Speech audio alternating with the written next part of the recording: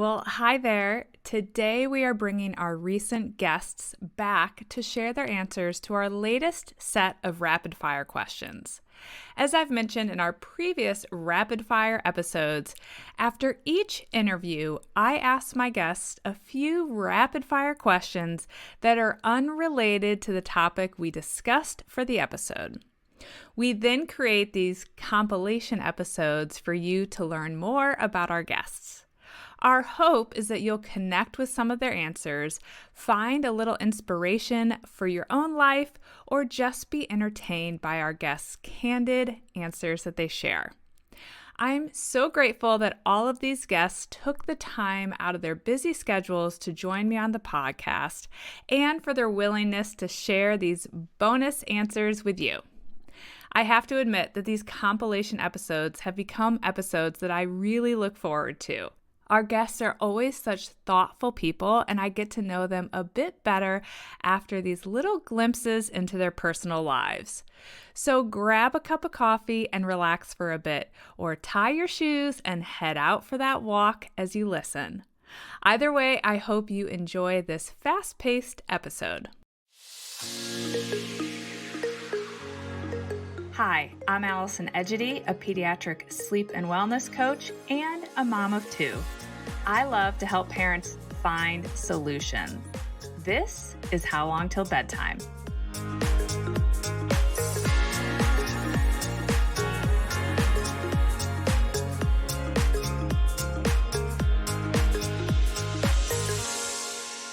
Before we dive into these great rapid fire answers, let me remind you a little bit about these guests and the topics that we discussed in their episodes.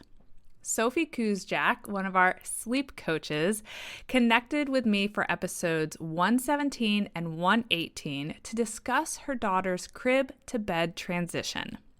In episode 122, Kara Riska joined me for a fascinating conversation about self-leadership as a parent.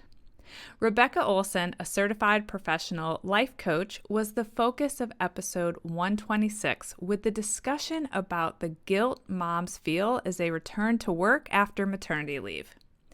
In episode 129, life coach and author Alicia Robertson and I discussed challenges and strategies around single parenting or parenting after divorce or separation.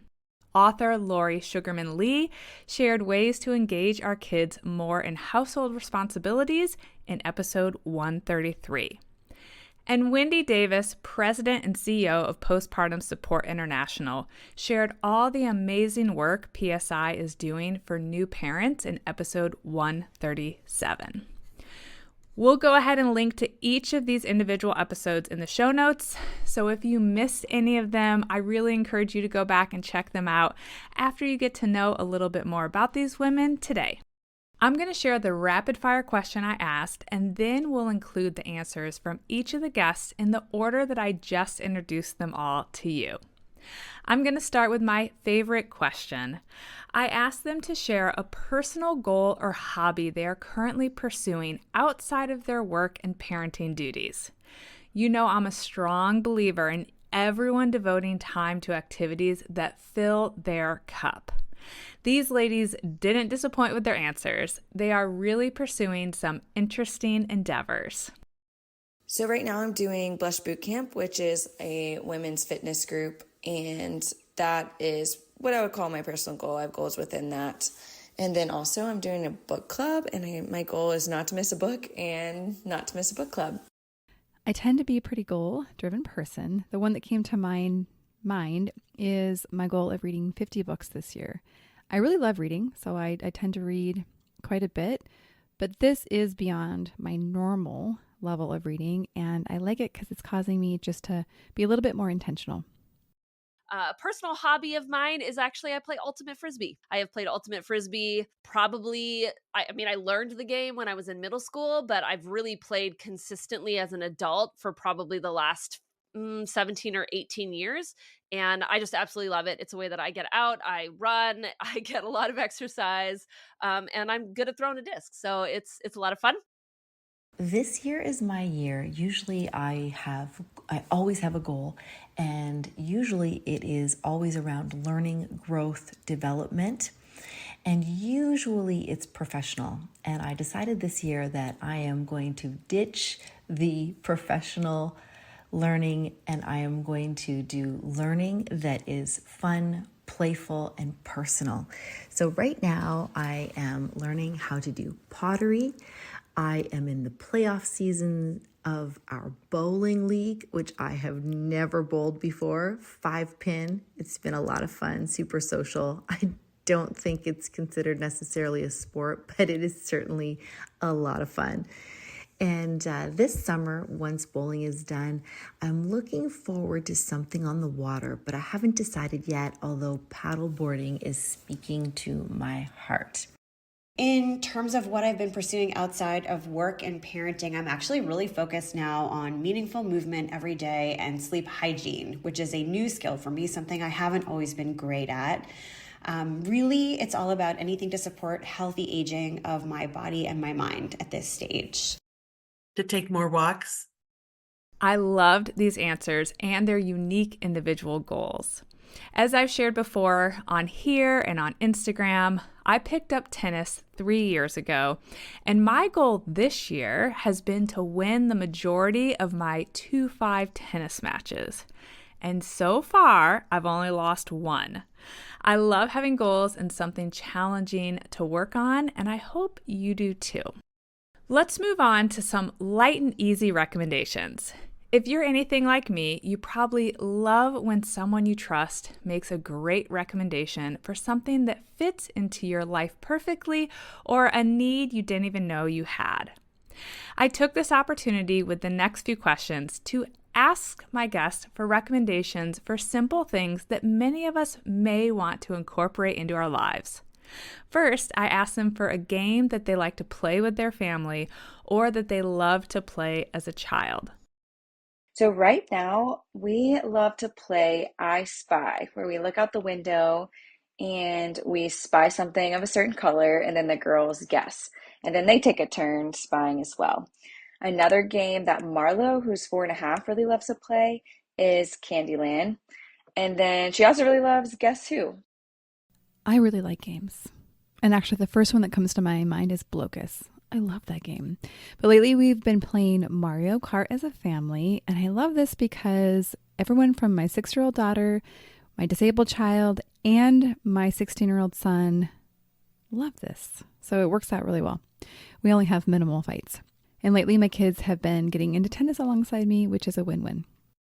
We like to play lots of games in this family. We have tons of board games. We have so many board games. So currently I would say our favorites are Go Sushi Go.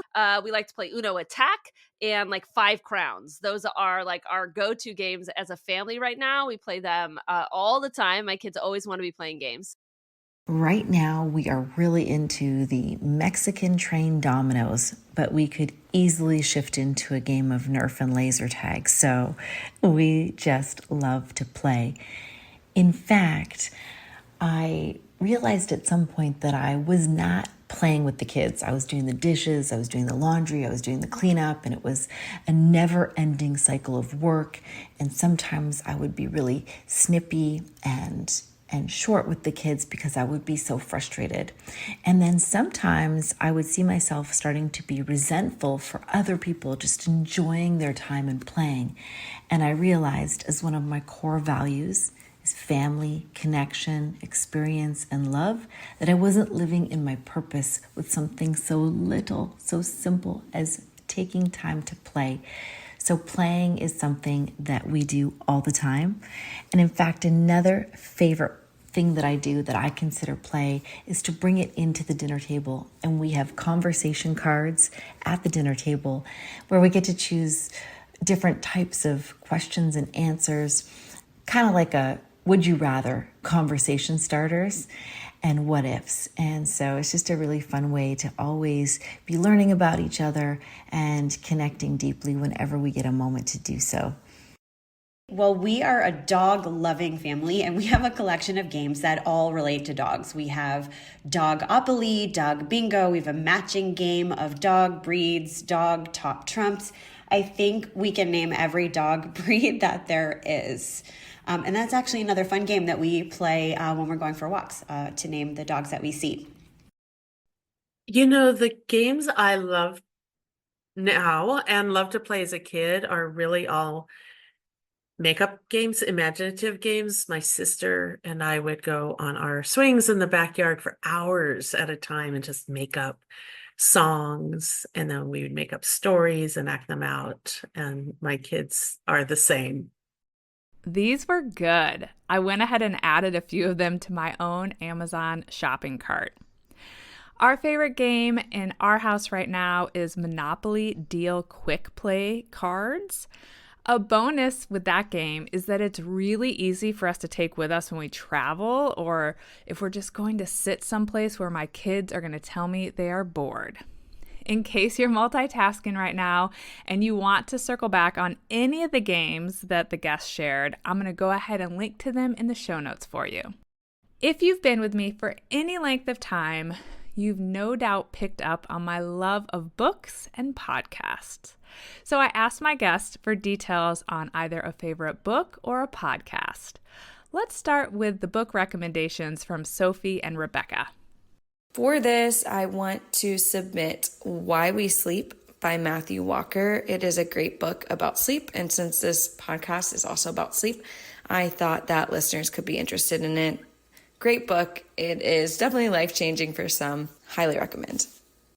Actually, guilty pleasure right now, I've been reading a lot of Michael Conley. He writes about a character that's a homicide investigator, and it's actually a series that my dad really likes, and I started reading them, and I can just like zip through them. I don't think about anything. I get lost in a story, and I love that.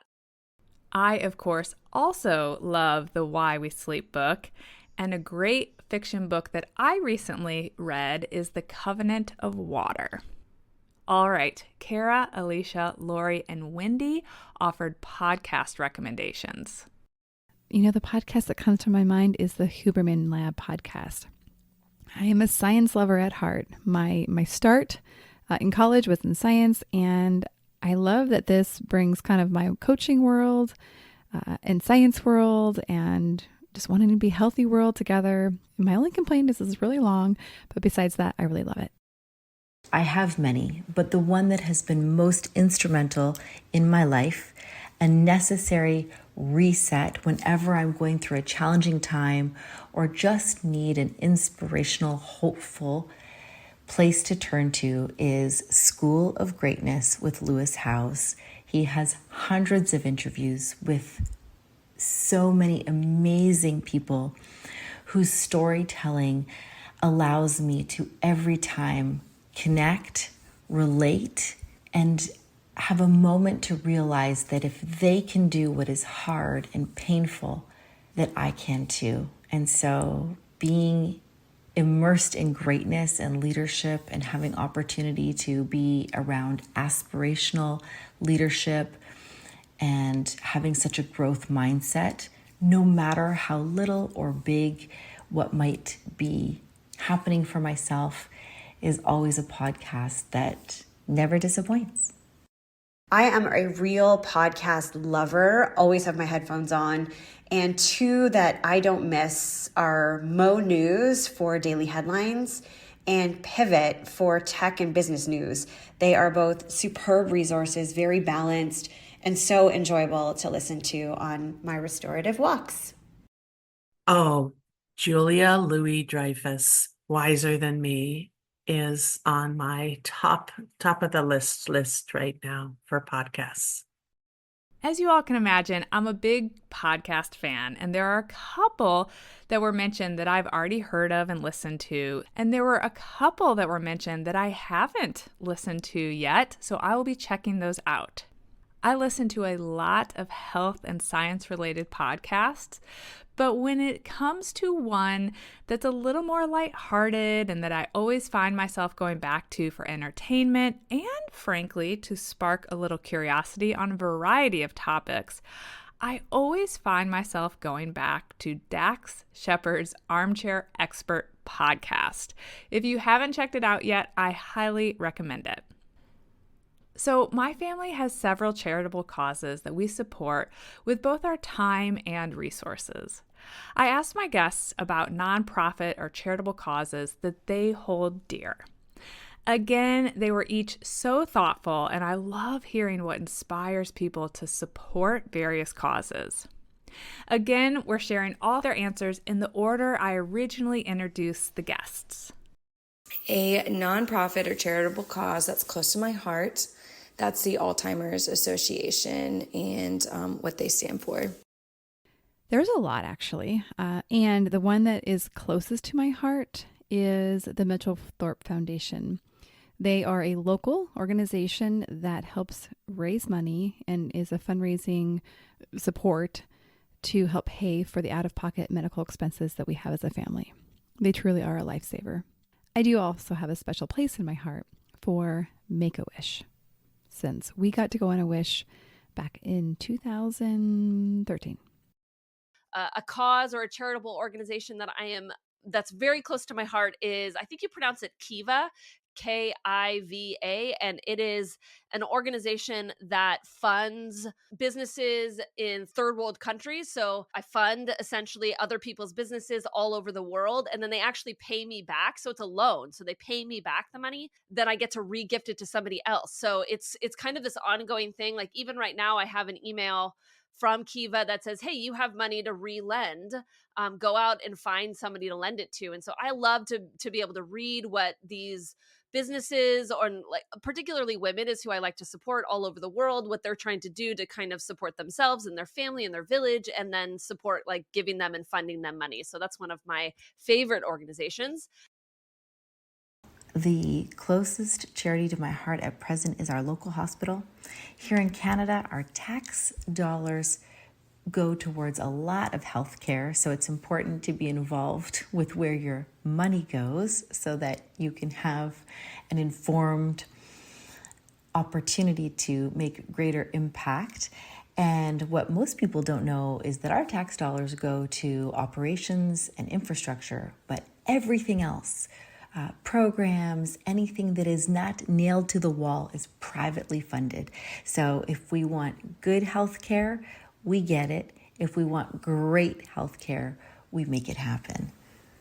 Charities close to my heart include everything from breast cancer awareness, particularly in women younger than age 50, organizations around food allocation and elimination of food waste by redistribution, and organizations for children's mental wellness support in schools.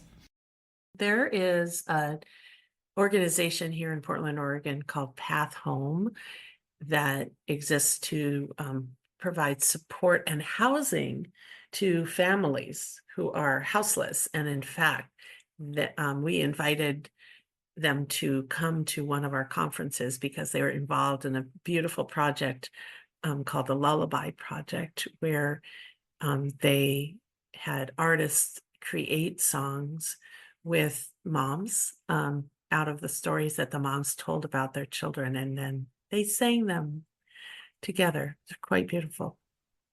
I so appreciate these women introducing me to some new organizations and reminding me of some of the great work that others are doing. While Mike and I support several causes, our most recent commitment that we actually made just this morning was a gift to support the expansion of the University of Virginia NICU and PICU, because we attended an event to learn all about the work that they're accomplishing, and we just can't imagine having a baby or child in need of intensive care and then being turned away because the hospital doesn't have enough open beds. So this was something that we were really inspired to support just this week. This brings us to our final question. Self-care is so critical for parents. We can't take care of our children without making sure our emotional and physical needs are met as well. I asked these ladies for their go-to self-care activity when life gets stressful or overwhelming. It's no surprise that there's one activity that comes up repeatedly in their answers. It's one of my go-tos as well.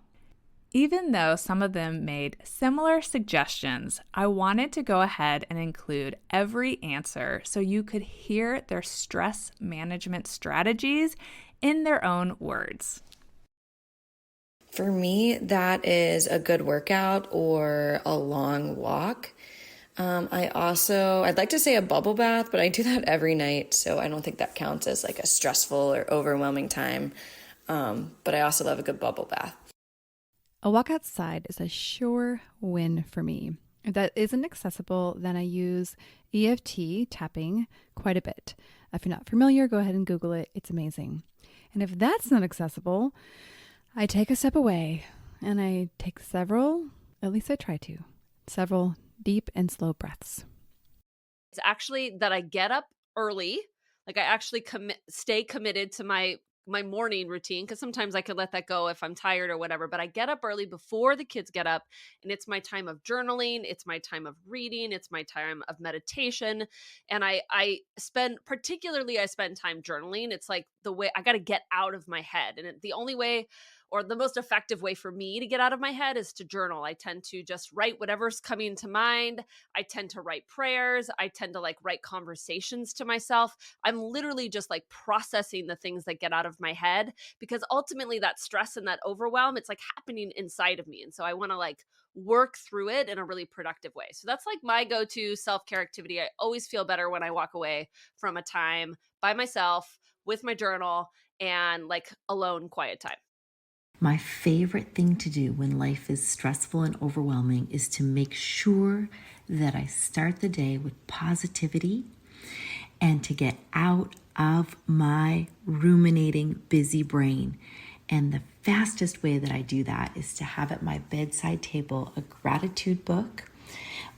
My favorite is the Book of Awakenings by Mark Nepo, and it's a daily entry that just is an easy read and allows me to be bigger than myself and anything that I'm going through. And it's the very best way to start a day, especially when it's feeling overwhelming. My go-to self-care activity is definitely to get outside for a walk in any temperature, in any weather. I can feel it in the marrow of my bones when I need to leave my desk or leave whatever work I'm doing and head outside.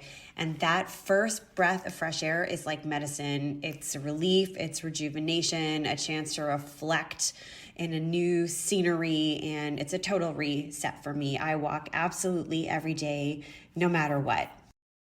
I absolutely love to go outside when life gets stressful and overwhelming, take a walk. I like to go to the big trees in a park near me and just be there and breathe and walk and kind of hear the background sounds of kids playing and things like that.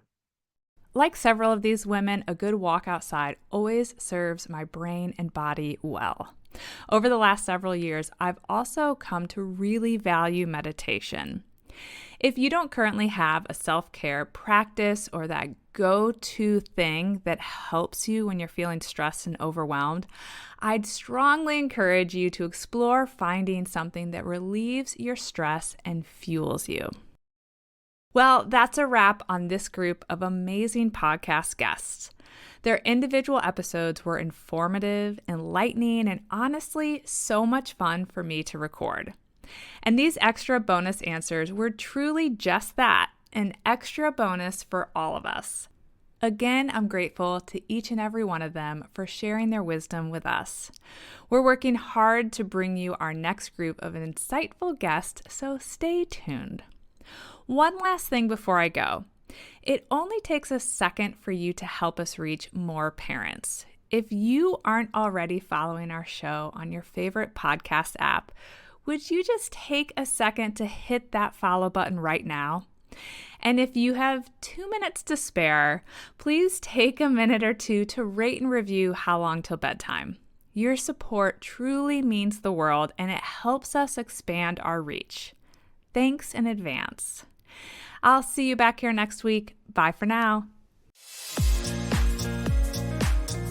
Thank you for listening to How Long Till Bedtime.